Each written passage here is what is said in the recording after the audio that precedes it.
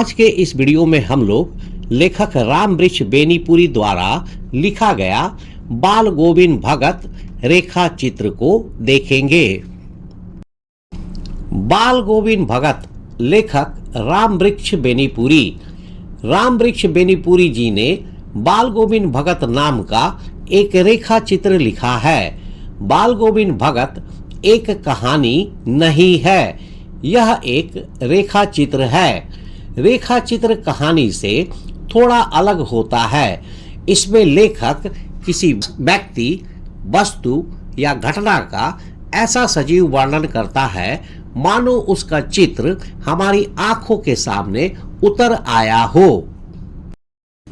बाल गोविंद भगत रेखा चित्र में रामवृक्ष बेनीपुरी ने बाल गोविंद भगत के जीवन, उनके विचारों और समाज में उनके स्थान का बहुत ही सुंदर और प्रभावशाली वर्णन किया है। उन्होंने इस रेखा चित्र के माध्यम से एक ऐसे अनोखे और सच्चे इंसान का परिचय कराया है जो समाज में रहते हुए भी एक सन्यासी का जीवन जीते थे। लेखक रामवृक्ष बेनीपुरी जी की रचनाओं में आजादी की भावना, इंसानियत और इतिहास की बातों को अच्छे से समझाया गया है। वे बहुत अच्छी, प्रभावशाली, आकर्षक, स्पष्ट, सरल और सीधी भाषा में लिखते थे ताकि ज्यादा लोग समझ सके। इसलिए भी उन्हें कलम का जादूगर कहा जाता है। इस चैप्टर पाठ में बताया गया है कि कोई भी व्यक्ति सिर्फ कपड़े या बाहरी दिखावे से सन्यासी नहीं बन जाता। सच्चा सन्यासी वह होता है जो इंसानियत और लोगों की भलाई के बारे में सोचे और उनके लिए काम करे। बाल गोविंद भगत इसी वजह से लेखक रामवृक्ष बेनीपुरी जी को सच्चे सन्यासी लगते हैं। यह पाठ समाज में चली आ रही पुरानी और गलत बातों, सामाजिक रूढ़ियों पर भी हमला करता है। इस पाठ की एक खास बात यह है कि बाल गोविंद भगत के जरिए गांव के जीवन की एकदम असली तस्वीर देखने को मिलती है। यानी गांव के लोग कैसे रहते हैं, क्या करते हैं, यह सब हमें इस पाठ में जानने को मिलता है। इस चैप्टर को 6 पार्ट में समझा जा सकता है। पार्ट 1 बाल गोविंद भगत का परिचय और व्यक्तित्व। पार्ट 2 बाल गोविंद भगत की संगीत साधना और प्रभातियां। पार्ट 3 बाल गोविंद भगत और गर्मियों की संध्या, शाम का समय। पार्ट 4 बाल गोविंद भगत की बेटे की मृत्यु और भगत का अटल विश्वास। पार्ट 5 बाल गोविंद भगत और उनके द्वारा अपने बहू की दूसरी शादी का निर्णय।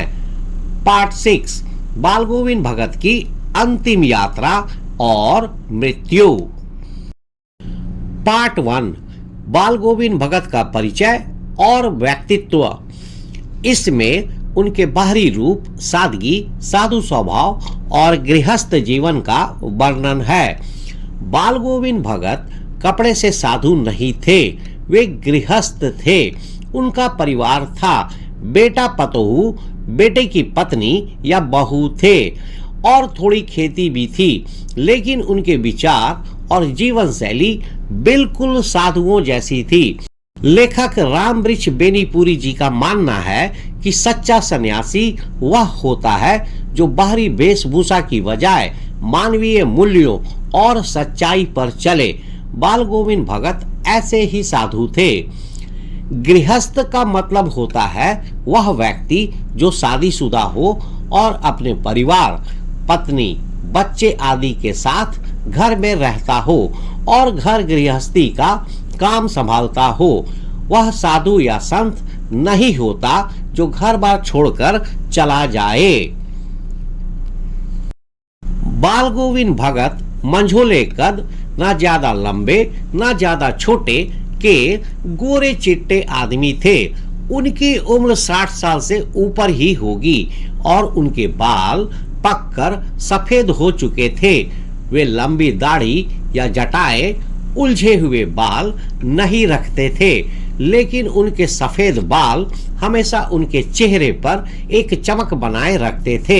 वे बहुत ही कम कपड़े पहनते थे, कमर में केवल एक लंगोटी और सिर पर कबीर पंथियों जैसी एक कनफटी टोपी जो कान ढकती थी।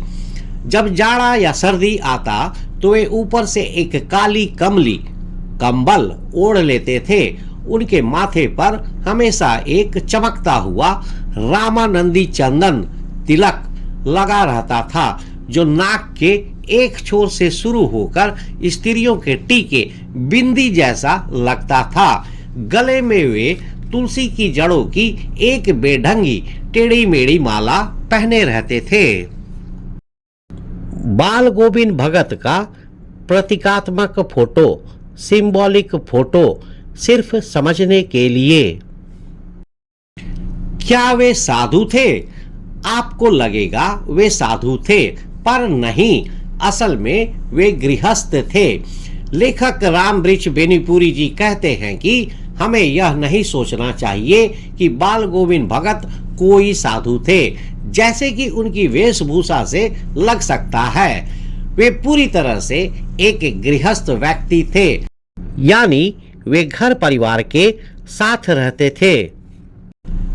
लेखक रामवृक्ष बेनीपुरी जी को उनकी पत्नी गृहिणी की याद तो नहीं है, लेकिन उन्होंने बाल गोविंद भगत के बेटे और उनकी पतोहू, बेटे की पत्नी या बहू को देखा था। उनके पास थोड़ी बहुत खेती की जमीन भी थी और उनका एक साफ सुथरा मकान भी था। साधु या संत के पास यह सब नहीं होता है। साधु या संत घर बार, परिवार आदि में विश्वास नहीं रखते हैं। बाल गोविंद भगत बहुत ही नियम निष्ठा वाले व्यक्ति थे। खेती बाड़ी और परिवार रखते हुए भी बाल गोविंद भगत एक सच्चे साधु थे। वे साधु की हर कसौटी पर खड़े उतरते थे। वे कबीरदास जी को अपना ईश्वर मानते थे और केवल उन्हीं के भजन गाते थे तथा उनके बताए रास्तों पर चलते थे। वे कभी झूठ नहीं बोलते थे, किसी से भी स्पष्ट बात करते थे और बेकार में किसी से झगड़ा नहीं करते थे। वे दूसरों की चीजों को बिना पूछे कभी नहीं छूते थे और ना ही इस्तेमाल करते थे, चाहे वह कितनी भी छोटी चीज क्यों ना हो। उनका यह नियम इतना कड़ा था कि लोग इसे देखकर हैरान होते थे।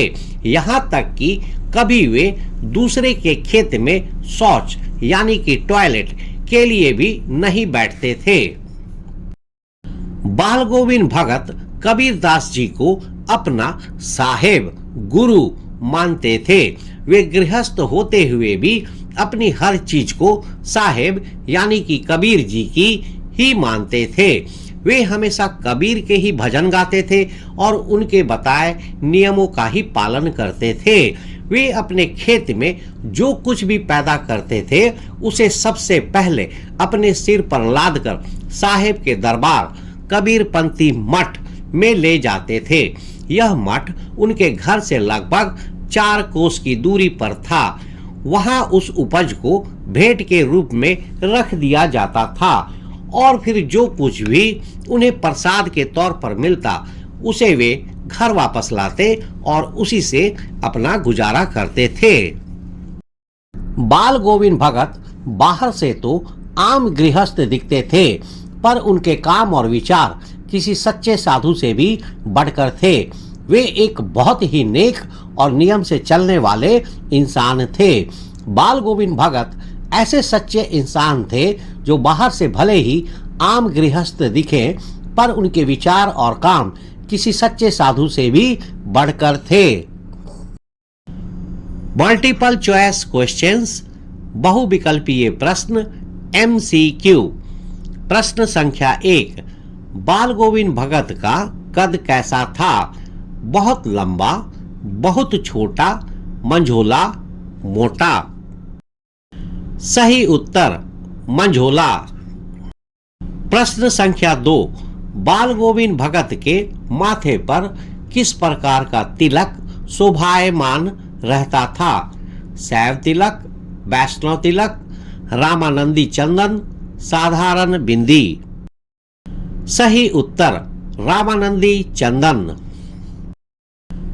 प्रश्न संख्या 3, बाल गोविंद भगत कबीर को क्या मानते थे? अपना शिष्य, अपना मित्र, अपना साहेब, गुरु, अपना बेटा। सही उत्तर अपना साहेब, गुरु।